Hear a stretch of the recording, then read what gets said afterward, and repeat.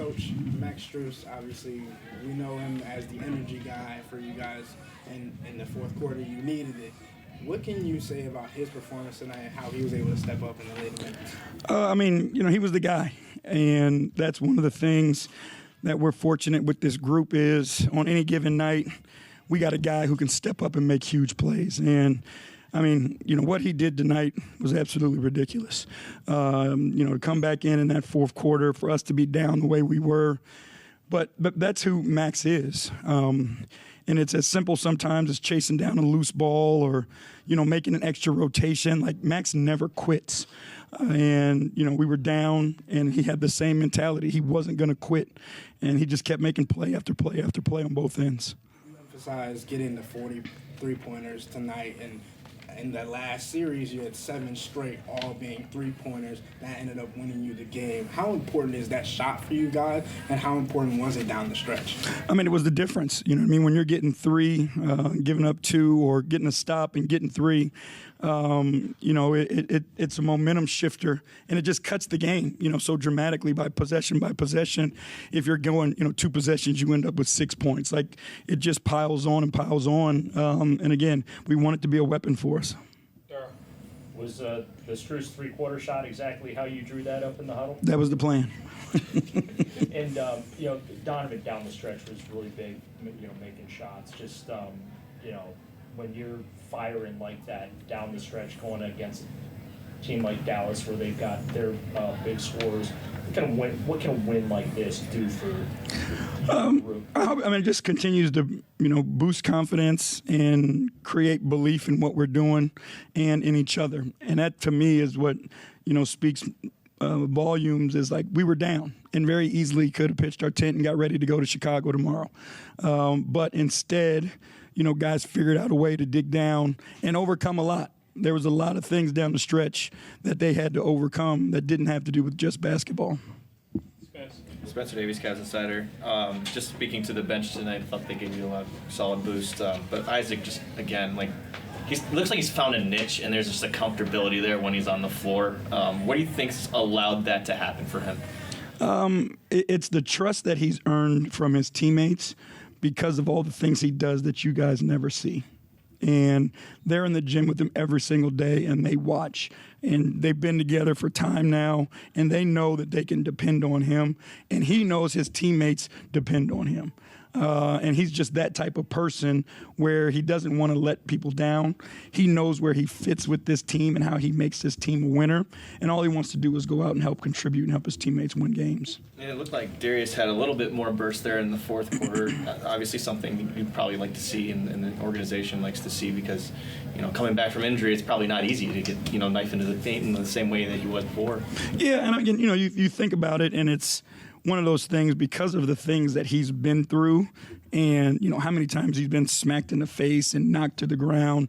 Those are things that are in the back of people's minds, But, we know what he does, and I thought he did a great job of just being aggressive tonight. I thought, again, he kept putting pressure on the rim, kept getting hit by big guys, but he didn't stop.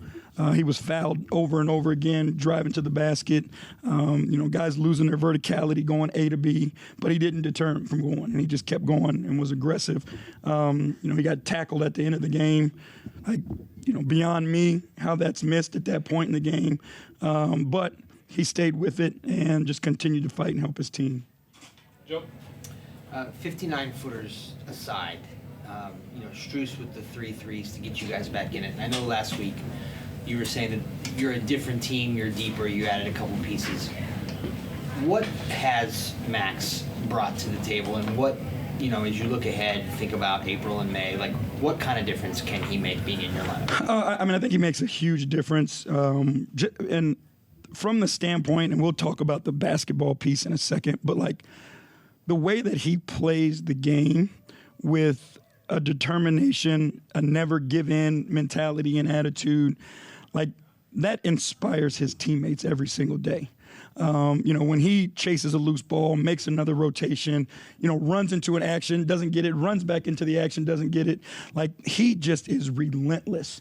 And that elevates his teammates. And we talk about it before. It's everybody leads in their own way on our team.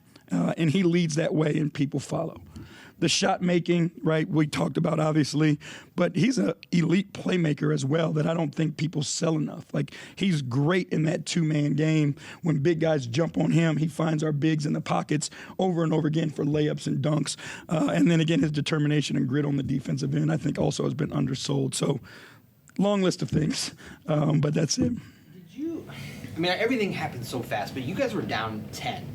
And it looked like maybe some of the body language was so-so until he caught fire. Did it feel like he snapped everybody else kind of back? Yeah, and again, like, to the point, he never quits, right? So him never quitting is his leadership style.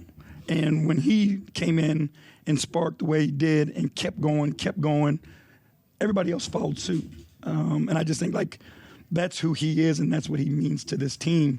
It's more than just the basketball stuff that we see. It's impressive, to be honest with you, and it just means so much to our group.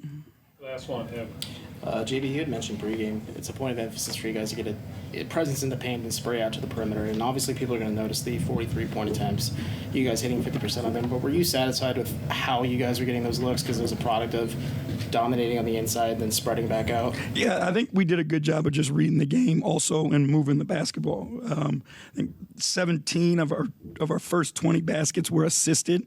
So we did a great job of just sharing and creating for others. Typically that has to do with getting to the paint first. But also I thought they read the pick and roll. To start some of that, they were dropping back and our guards had opportunities to walk into some of those threes too. So we want to be versatile in the way we create them.